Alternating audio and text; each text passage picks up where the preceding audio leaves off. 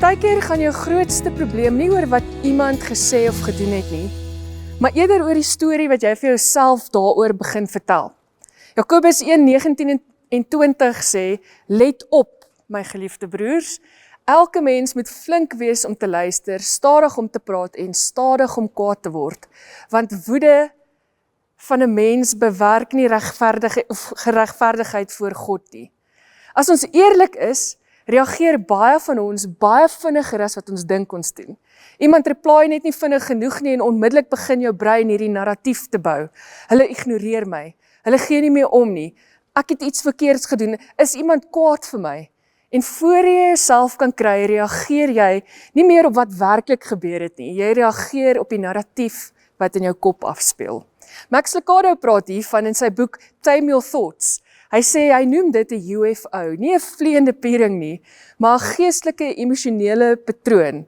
Hy sê, baie van ons reaksies begin by 'n onwaarheid, 'n untruth, in 'n leuen wat ons begin glo. Ek is nie goed genoeg nie, of mense los my altyd, ek's net alleen, ek moet myself heeltyd oor en oor bewys, niemand sien my raak nie. En daardie leuen word 'n valse narratief. 'n Storie wat jy begin glo oor jouself en wat jy glo, ander glo oor jou. En uiteindelik lei dit tot 'n overreaction, 'n oorreaksie. En skielik reageer jy baie groter op 'n situasie as wat jy sou reageer het as jy alles binne konteks sou sien. Dis hoekom 'n klein komment so diep kan tref en ons so vinnig kan reageer. Dis hoekom ek en jy onmiddellik defensive kan raak. Dis hoekom ons ooranaliseer. Dis dalk hoekom jy onttrek of ontplof. En Jakobus verstaan iets van hierdie moderne sielkunde. Hy sê, let op daarna. En dan wees jy stadig om te reageer. Hoekom? Want nie elke gedagte wat deur jou kop gaan, is die waarheid nie. Geestelike volwassenheid beteken nie jy ontken jou emosies nie. Dit beteken jy leer om jou emosies te ondersoek, eerder as om daardeur beheer te word. En dis waar Jesus ons wil ontmoet.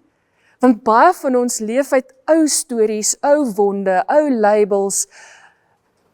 En dis daardie goed wat ons beïnvloed van hoe ons mense hoor, hoe ons liefde ontvang en hoe ons reageer. Maar God se waarheid is sterker as hierdie innerlike narratief. En Lucado praat van, we have to use picky thinking, om kieskeurig te raak oor die gedagtes wat jy toelaat om in jou wortel te skiet. Om ag te slaan op jou reaksies en te vra, wat het ek nou eintlik geglo oor hierdie narratief in my kop? Wat is die storie wat in my gedagtes afspeel? En wat wil ek hê moet my reaksie hierop wees? Want partykeer is die probleem nie die gesprek nie, en dis die leuen waardeur die gesprek geïnterpreteer word.